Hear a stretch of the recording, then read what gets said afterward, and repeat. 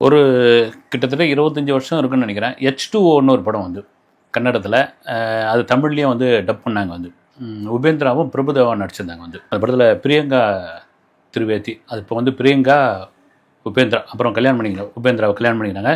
இந்த படத்தோடைய கதை என்னென்னா, கர்நாடகா தமிழ்நாடு பார்டரில் இருக்கிற ஒரு ஊர், ஒரு ரெண்டுத்துக்கும் பார்டரில் இருக்கிற ஊர். அங்கே ஒரு பொண்ணு இருப்பாங்க, கர்நாடகாவில் இருக்கிற பொண்ணு தான். அந்த கர்நாடகாவை சேர்ந்தவர் வந்து உபேந்திரா, தமிழ்நாடு பார்டருக்குள்ளே இருக்கிற ஒரு பிரபுதேவா. இப்போ என்னென்னா, அந்த பொண்ணை வந்து 2 பேருமே லவ் பண்ணுவாங்க. அந்த பொண்ணோட பேர் என்னென்னா காவேரி. இந்த காவேரி யாருக்கு சொந்தம் அப்படின்ற ஒரு இதுதான் அந்த கதையே வந்து. இப்போ பிரபுதேவா தமிழ்நாட்டில் இருக்கக்கூடியவர் வந்து, அவர் வந்து அந்த பொண்ணை வந்து எனக்கு தான் காவேரி சொந்தம் அப்படின்னு அவர் லவ் பண்ணி கொண்டு போகும்போது அது ஒரு பிரச்சனையாக மாறும் வந்து. இதுதான் அந்த படத்தினுடைய கதைக்கரு. இது தமிழில் ரிலீஸ் ஆனப்போ ஒட்டு மொத்தமாக வந்து எல்லாரும் வந்து படத்துக்கு எதிர்ப்பு தெரிவிக்கிறத விட, பிரபுதேவா இதில் எப்படி நடிக்கலாம், முழுக்க முழுக்க கன்னட உணர்வோடு இருக்கிற பிரபுதேவா கன்னடர்களுக்கு சப்போர்ட்டாகவும் இதுவாகவும் பண்ணியிருக்காரு. ஆனால் அவர் சம்பாதிக்கிறது, அவர் இருக்கிறது எல்லாம் தமிழ்நாட்டில், படம் பண்ணுறதுலாம் தமிழ்நாட்டில், இங்கே வாங்குகிற சம்பளம்லாம் தமிழ்நாட்டில். இது எந்த விதத்தில் நியாயம்னு ஒட்டு மொத்தமாக பிரபுதேவாவுக்கு எதிராக பெரும் போராட்டம், கண்டனங்கள்லாம் நடந்தப்போ அதுக்கு முதலாக குரல் கொடுத்தவர் வந்து கமலஹாசன் தான் வந்து. என்ன சொன்னார், படத்தை படமாக பாருங்கள், அந்த படத்தை பாருங்கள் நீங்கள் வந்து. ஏன்னா அதே பிரபுதேவா இங்கே தமிழுக்கு ஆதரவாக ஒரு படம் கூட நடிக்கலாம் இல்லைங்களா வந்து. அது ஒரு கதை, அந்த கதையில் அவர் தமிழ்நாட்டு பையனாக தான் நடிச்சிருக்காரு. இதை வந்து நீங்கள் வந்து கொண்டு வந்து இதை அரசியலாக்காதீங்க தயவுசெய்து, இது நல்லதும் கிடையாது. அதே சமயத்தில் பிரபுதேவா வந்து அவங்க அப்பா சுந்தரம் மாஸ்டர் மைசூரை சேர்ந்தவராக இருந்தாலும், அவர் வந்து இந்த சினிமா, ஒட்டுமொத்த சினிமா இருக்குல்ல, 4 லாங்குவேஜும் வந்து மலையாளம், தெலுங்கு, கன்னடம், தமிழ் எல்லாம் வந்து இந்த மெட்ராஸில் தான் இருந்தது. அப்போ இங்கேயே வந்து அவர் உதவி நடன இயக்குனராக இருந்து அதன் பிறகு நடன இயக்குனராக மாறி பெரும் ஜாம்பவான்கள்லாம் வந்து அவர் மாஸ்டராக இருந்திருக்காரு. அப்போ இந்த பிரபுதேவா, ராஜசுந்தரம், நாகேந்திர பிரசாத் இவங்கெல்லாம் வந்து இவங்க வீடு வந்து டிடிகே ரோட்டில் தான் இன்னும் அந்த வீடு இருக்குது வந்து, சுந்தர மாஸ்டரோட வீடு. அப்போ நான் வந்து எல்டாம்ஸ் ரோட்டில் எங்கள் வீடு. இந்த பிரபுதேவாவை பார்த்தீங்கன்னா சைக்கிளில் போவாப்புல சாந்தோம் ஸ்கூலுக்கு வந்து, அவ்வளோ பெரிய டான்ஸ் மாஸ்டரோட பையன் சைக்கிளில் போவாப்புற. நானே பலமுறை பார்த்துருக்கேன். அதன் பிறகு வளர்ந்து ஒரு பெரிய வளர்ச்சி ஆயிடுச்சு வந்து பிரபுதேவா. அது தவிர பார்த்தீங்கன்னா அவ்வளோ அருமையாக தமிழ் பேசக்கூடிய அந்த குடும்பத்தில் உள்ளவங்க, யாருக்கும் அந்த கன்னட உணர்வுன்ற மாதிரி ஒரு விஷயங்கள்லாம் இல்லை. இருந்தால் கூட ஒன்றும் இதுவும் இல்லை. அதுக்காக போய் ஒரு தனி மனிதனை போய் மொழியை வச்சு நீங்கள் எந்த அளவுக்கு தாக்குதல் நடத்தலாம்னு பிரமாதமான ஒரு அறிக்கையும் ஒரு கண்டனமும் தெரிவிச்சிருந்தாரு கமலஹாசன். அதுதான் ரொம்ப முக்கியமான ஒரு விஷயம். இன்றைக்கி வந்து தக் லைஃப் ஆடியோ லான்ச்சில் வந்து தமிழிலிருந்து பிறந்தது தான் கன்னடம்னு சொன்ன ஒரு வார்த்தைக்காக இந்த படத்தை தக் லைஃப்பை நாங்கள் வந்து கர்நாடகாவில் ரிலீஸ் பண்ணவே விட மாட்டோம்னு ஒட்டு மொத்தமாக கங்கணம் கட்டிக்கிட்டு, இந்த வாட்டல் நாகராஜ் அவர் கூட பார்த்தீங்கன்னா இறங்கிட்டார். பந்தே நடத்துவோம் அப்படின்னு வந்து, எங்கடா ஒரு ஆளையே காணன்னு பார்த்தா விடக்கூடாது. இதை வந்து இந்த படத்தை ரிலீஸ் பண்ணுறதை தாண்டி இந்த இது வந்து பெரிய பந்த், கர்நாடகா முழுக்க பெரிய பந்த் நடத்துவோம்னு கர்நாடக முதல்வர் சித்தராமையா கூட கமலஹாசனுக்கு என்ன மொழி தெரியும், எங்கள் மொழியை பற்றிலாம் கூட கேட்டிருந்தாரு. இப்போ என்ன துணை முதல்வர் டிகே சிவகுமார் என்ன சொல்லியிருக்காருன்னா, தயவுசெய்து வந்து சினிமாவை பாருங்கள், மொழியாக பாருங்கள். கமல் பேசுனதெல்லாம் தாண்டி வந்து ஒரு திரைப்படம், அந்த திரைப்படத்தை சார்ந்து ஒரு திரைக்கலைஞர் கமலஹாசன் இங்கே வந்து நிறைய படங்கள் இங்கே நடிச்சிருக்காரு. அவருடைய ஒரு அண்ணனா பல மேடைகளில் சொல்லியிருக்காரு. நம்ம சூப்பர் ஸ்டார் மறைந்த ராஜ்குமாரை சொல்லியிருக்காரு. இதில் போய் என்ன இருக்குது, இதையும் சேர்த்து சிவராஜ்குமாரை ஏன் போட்டு எல்லாரும் விமர்சிக்கிறீங்க அப்படின்னு சிவராஜ்குமார் ஒரு ஃபங்க்ஷனுக்கு வந்திருப்பார். ஒட்டு மொத்தமாக மீடியாக்கள்லாம் போய் அவர்கிட்ட கேட்பாங்க. கேட்ட பிறகு அவர் ஒரு பதில் சொல்லியிருப்பார். மொழின்றீங்களே, இங்கே இருப்பவர்கள் கன்னடத்துக்கு என்ன பண்ணாங்க அதை சொல்லுங்கள் நீங்கள். அவர் வந்து ஒரு அண்ணனா, நான் வந்து ஒரு பரம ரசிகனா, எங்கள் அப்பாவுக்கும் கமலஹாசனுக்குள்ள அந்த அண்ணன் தம்பியை தாண்டி ஒரு நட்புன்னு ஒன்று இருக்குது. அதெல்லாம் எனக்கு தெரியும். எங்கள் வீட்டில் எத்தனையோ பேர் வந்திருக்காரு, சாப்பிட்ருக்காரு, போயிருக்காரு. அவருடைய படங்களுக்கு எவ்வளோ ப்ரொமோட் பண்ணியிருக்காரு. என்னுடைய படங்களுக்கு வந்திருக்காரு அவர். ரெண்டாவது பார்த்தீங்கன்னா என்னுடைய திருமணத்துக்கு வந்திருக்காரு. அவங்களுடைய மனைவி வாணி கணபதியுடன் வந்திருக்காரு. அப்படி ஒரு பாண்டிங் எங்களுக்குள்ளே இருக்குது. அதை தவிர வந்து மொழியை வந்து இப்படி ஏன் ஒரு பிரச்சனையாக அரசியலாக்க பார்க்குறீங்க நீங்கள் அப்படின்னு சொல்லி அதை ஒரு முக்கியமான ஒரு விஷயம் சொன்னார்னா, இந்த கன்னட சினிமாவுக்கு இங்கே இருப்பவர்கள் என்ன செஞ்சுருக்கிறாங்க அப்படின்ற ஒரு கேள்வியும் பிரமாதமான கேள்வி கேட்டார். அந்த கேள்விக்கான அர்த்தம் என்னென்னா, கடந்த 6 மாதமாக கர்நாடக சினிமாவில் எந்த படமும் பெரிய வசூலை கொடுக்கலைங்க. இதுதான் உண்மை. 6 மாதமாக சப்புன்னு போய்க்குது. ஏன்னா நம்ம இன்றைக்கி வரைக்கும் KGF 1, KGF 2, காந்தாரா இதை பற்றி தான் பேசிகிட்டு இருக்கோம். அதன் பிறகு வந்த படங்களுடைய இதெல்லாம் கிடையாது. இப்போ இந்த கன்னட சினிமாவுக்கு நீங்கள் என்ன பண்ணுறீங்க அப்படின்னு கேள்வி வச்ச பிறகு கீழே கடுமையான தாக்குதலுக்குள்ளானார் சிவராஜ்குமார். அதை தான் துணை முதல்வர், கர்நாடக துணை முதல்வர் டிகே சிவகுமார் வந்து சிவராஜ்குமாரை தாக்காதீங்க அப்படின்றாரு.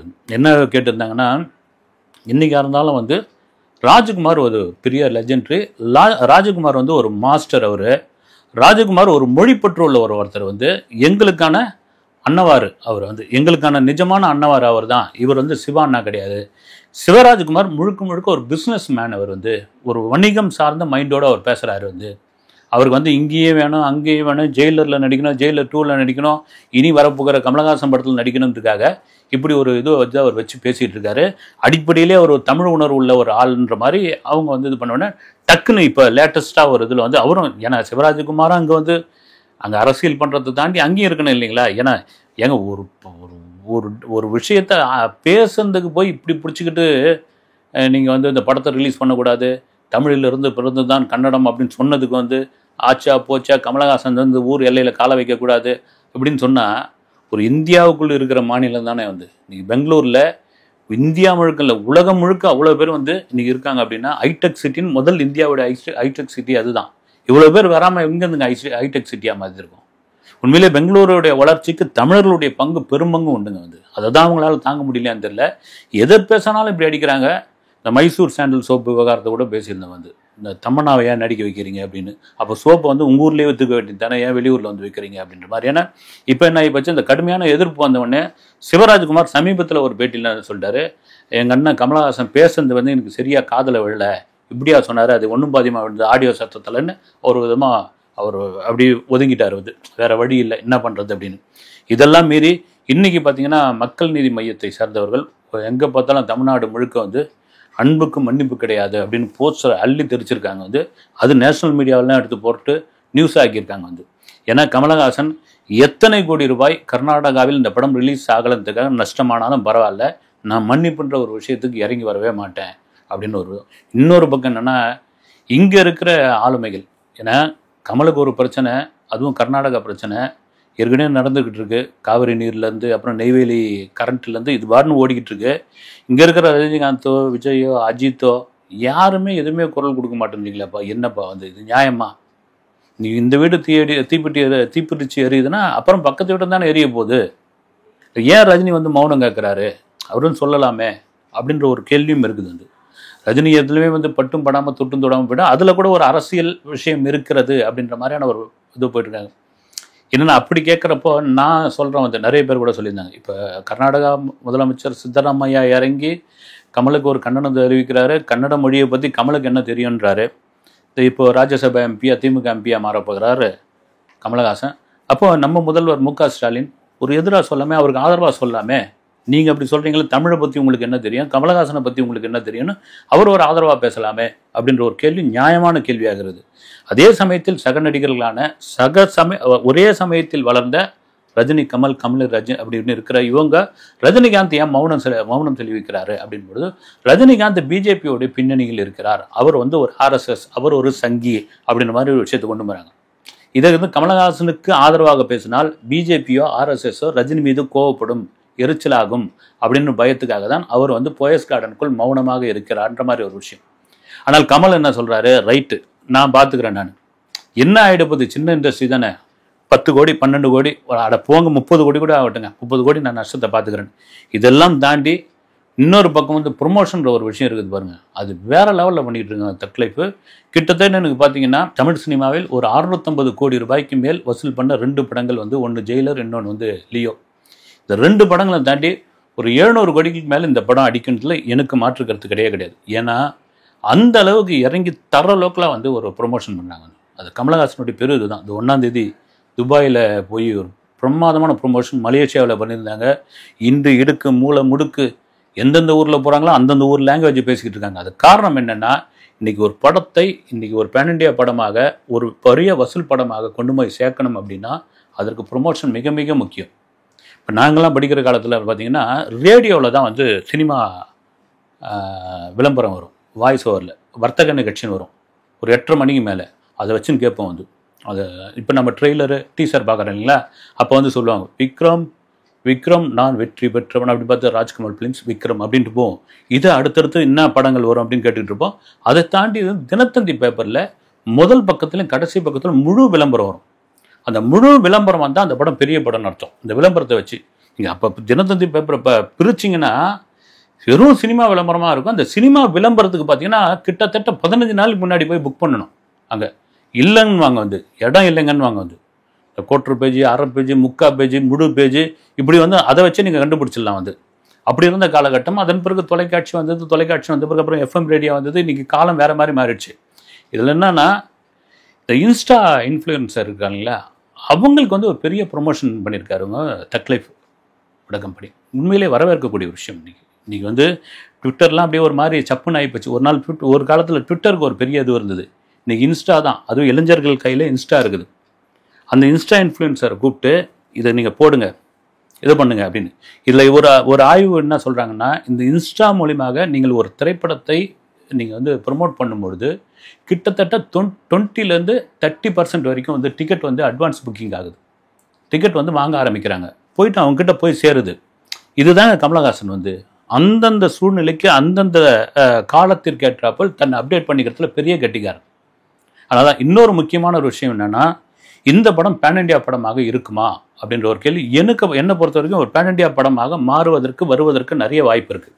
ஏன்னா தமிழில் எங்கப்பா பேன் இண்டியா படம் ஏன் வரல அப்படின்ற ஒரு விஷயம் வந்து நீங்கள் ஒட்டு மொத்தமாக நீங்கள் எடுத்த பேன் இண்டியா படங்கள் நீங்கள் எடுத்து பாருங்கள். அது RRR இருக்கட்டும், பாகுபலியாக இருக்கட்டும், KGF இருக்கட்டும், காந்தாராவாக இருக்கட்டும், எந்த படமாக இருந்தாலும் அந்த வசூலில் பெரும்பகுதி நார்த் இந்தியா வசூலாக தான் இருக்கும். அப்போ ஏன் தமிழ்நாட்டில் வந்து நார்த் இந்தியா படங்கள் வந்து வசூல் அடிக்கலை அப்படின்னா இங்கே தான் இருக்குது மேட்ரு. ஏன்னா இவங்க வந்து 4 வாரத்துக்கு பிறகு OTT கொடுத்துருவோன்னுவாங்க. அங்கே நார்த்தில் அப்படி கிடையாது. 8 வாரத்துக்கு பிறகு தான் OTT கொடுக்கணும். இப்படி 8 வாரத்துக்கு பிறகு OTT கொடுக்காத அந்த படங்களை வந்து நாங்கள் வந்து மல்டிப்ளெக்ஸ் காம்ப்ளெக்ஸில் நாங்கள் வந்து தேட்டரில் ரிலீஸ் பண்ண மாட்டோம் அப்படின்னு ஒரு இது இருக்கு.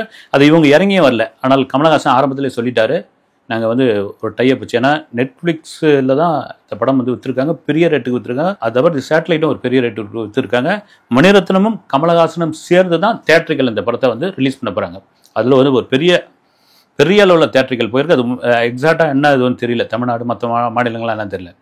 இப்போ என்னென்னா நார்த்தில் இந்த படம் 8 வாரத்துக்கு பிறகு தான் OTTயில் வரும்பொழுது ஒட்டு மொத்தமாக அங்கே இருக்கிற எல்லா மல்டிப்ளெக்ஸ் தியேட்டர்களிலும் இந்த படம் ரிலீஸ் ஆக போகிறது. நீங்கள் நிறைய படம் நீங்கள் வந்து RRRலாம் எடுத்து பார்த்தீங்கன்னா 380 கோடி ரூபாய், அதனுடைய மொத்த வசூலில் 380 கோடி ரூபாய் வந்து நார்த்லேருந்து கலெக்ட் பண்ணுது. எனக்கு இது பார்த்தீங்கன்னு வச்சுங்க, புஷ்பா 2 அதுதாங்க ஹையஸ்ட்டு. ஏன்னா இங்கெல்லாம் ஒரு மாதிரியாவது ஆந்திராவில் பிச்சுக்கிட்டு ஓடிச்சு. கிட்டத்தட்ட 800 சொச்சம் கோடி வந்து வசூல் பண்ணிச்சு நார்த்தில் அந்த படம். புஷ்பா 1 வெற்றி. அதை போல் தக்லைஃப் படத்திற்கு மிகப்பெரிய எதிர்பார்ப்பு நார்த்தில் இருக்குது. அதனால் இந்த படம் வந்து கண்டிப்பாக வந்து ஒரு பேன் இண்டியா படமாக இருக்கும் அப்படின்னு. இதெல்லாம் மீறி இன்றைக்கி அதை திரும்ப சொல்கிறது தான் வந்து, ஒரு படம் எடுத்துட்டோம், அது தூக்கி ஓரமாக வச்சுட்டோம், அந்த படமே ஓடும் அப்படின்னா அது நாம் எதிர்பார்க்காம இப்போ டூரிஸ்ட் ஃபேமிலி, ரப்பர் பந்து, இந்த மாதிரி படங்கள் கதை இருந்தால் ஓடும். ஆனால் ஒரு பெரிய வியாபாரம், ஒரு பெரிய ஆர்டிஸ்ட்டு, இவ்வளோ பேர் இருக்காங்க. குறிப்பாக கமலஹாசன், இத்தனை டெக்னீஷியன்ஸ், பெரிய டெக்னீஷியன் உள்ளே இருக்காங்க. கமலஹாசன் மணிரத்னம் சேர்ந்து ஒரு 35 வருஷத்துக்கு அப்புறம் சேர்ந்து பண்ணுற படம். ரகுமான் இருக்கார். குறிப்பாக வந்து தமிழில் சிம்புக்கு ஒரு கம்பேக் மூவி இது. சிம்புக்கான ஆடியன்ஸ் இருக்காங்க இல்லைங்களா, அவங்க வந்து பார்த்துக்கிட்டே இருக்காங்க வந்து எப்போ இந்த படம் வரும்னு. அது ஒரு தனி இது. இதெல்லாம் தாண்டி இந்த படத்துக்கு இவ்வளோ பெரிய ப்ரொமோஷன் மிக மிக அவசியம் என்பதில் மாற்று கருத்து கிடையாது. அதைத்தான் கமலஹாசன் மிக சரியாக செய்திருக்கிறார். இதெல்லாம் மீறி ஓகேப்பா, இந்த ஃபஸ்ட் டே ஃபஸ்ட் ஷோ தானே, என்ன ஃபஸ்ட் டே ஃபஸ்ட் ஷோ தான், ஒருவேளை இந்த first day first show click ஆகிடுச்சுன்னு வச்சுங்க, இந்த படம் சூப்பர் டூப்பர் ஹிட்டு அப்படின்னா அந்த படத்தினுடைய வசூல் எவ்வளோ பெரிய வசூலாக இருக்கும். உண்மையிலே தமிழ் சினிமா ஒரு பக்கம் வந்து கன்னடத்தில் ஒரு பக்கம் எதிர்ப்பு இருக்கும்போது அதை வந்து அப்படியே லெஃப்ட் ஹேண்டில் டீல் பண்ணிட்டு இருக்கார் கமலஹாசன், நீங்கள் பாருங்கள் அப்படின்னு. இன்னொரு பக்கம் பார்த்தீங்கன்னா ப்ரொமோஷன் ஒரு பக்கம் வந்து அடித்து தூள் கிளப்பிட்டு இருக்காரு. இந்த வீடியோ பேசிகிட்டு இருக்கும்பொழுது கர்நாடகா கோர்ட் வந்து இந்த விஷயத்தை, இந்த கமலஹாசன் தமிழிலிருந்து பிறந்ததான் கன்னடம் சொன்னார் இல்லையா, அதுக்கு ஒரு இது சொல்லியிருக்காங்க. அட்வைஸாக இல்லை தீர்ப்பாக எது ஒன்றாலும் இது பண்ணலாம். நீங்கள் பேசுனீங்க, இங்கே உள்ள ஒட்டுமொத்த கன்னடர்களுடைய மனது அதாவது புண்படுத்தியிருக்கு, இதுவாக இருக்குது. ஒரு மன்னிப்பு தானே, இறங்கி மன்னிப்பு கேட்குறதுல என்ன இருக்குது, கேட்டு போயிடுங்களேன், இந்த பிரச்சனை இதோடு முடிச்சிடுங்களேன் அப்படின்ற மாதிரி ஒரு விஷயம் சொல்லியிருக்காங்க. இதற்கு கமலஹாசன் என்ன சொல்ல போகிறான்னு தெரியல. ஏன்னா அவங்க வீட்டிலே அவ்வளோ பெரிய வக்கீல்கள்லாம் இருந்திருக்காங்க. சரி பார்ப்போம். அதையும் தக்லைஃப் படத்தை கர்நாடகாவில் ஓடவில்லைன்னா வருகிற ஜனநாயகன் படம், விஜய் நடிச்சிருக்கிற பிரம்மாண்டமான தயாரிப்பாக இருக்கிற இந்த ஜனநாயகன் படத்தை நாங்கள் எங்கேயுமே வந்து ரிலீஸ் பண்ண விட மாட்டோம் அப்படின்னு ஒரு இது. என்னையா இது, தக்லைஃபு கமலஹாசன் படம், அது வந்து அவர் பேசினார், தமிழிலிருந்து பிறந்தது தான் வந்து கன்னடம் சொன்னார். அதுக்கு அவங்களுக்குள்ள பஞ்சாயத்து. ஜனநாயகம் என்ன பண்ணுச்சுன்னு சில பேரோட கேள்வியாக இருந்தால், ஜனநாயகன் படத்தினுடைய ப்ரொடியூசர் வந்து கேவிஎன் ப்ரொடக்ஷன், கர்நாடகாவை சேர்ந்தவர்கள். இங்கே என்ன பண்ணாங்க சில குரூப்பு, ஜனநாயகம் ரிலீஸே ஆகாதுன்னு. இது தீர்வே கிடையாதுங்க. வந்து பழிக்கு பழி, குத்துக்கு குத்து, இதெல்லாம் எந்த விதத்தில் நியாயம்? வந்து ஜனநாயகன் வந்து ஒரு பெரிய எதிர்பார்ப்பில் மிக பிரம்மாண்டமான ஒரு தயாரிப்பாக, குறிப்பாக விஜயோடைய அரசியல் என்ன அரசியல் பேசப்போகிறது அந்த படம்னு ஒரு பெரும் எதிர்பார்ப்பில் இருக்குது. எனக்கு தெரிஞ்சு அந்த படம் டேபிள் ப்ராஃபிட்டை பெரும் அளவில் அடிக்கும்னு நினைக்கிறேன்.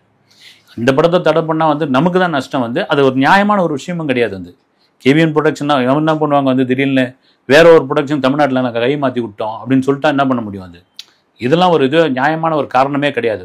இதெல்லாம் மீறி இது ஓகே. ஆனால் அதே சமயத்தில் கெடு வேற கொடுக்குறாங்க வந்து கமலஹாசனுக்கு. இன்னும் 1 மணி நேரத்தில் மன்னிப்பு கேட்குறீங்களா, இன்னும் ஒரு 3 மணி நேரத்தில் மன்னிப்பு வந்து இன்னும் வலுக்கட்டாயமாக கேட்க வேண்டியதாக இருக்குது.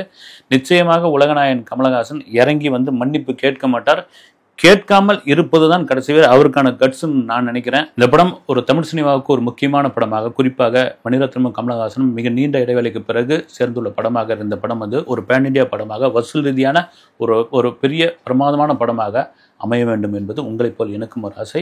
அடுத்த வீடியோவில் சந்திப்போம். நன்றி.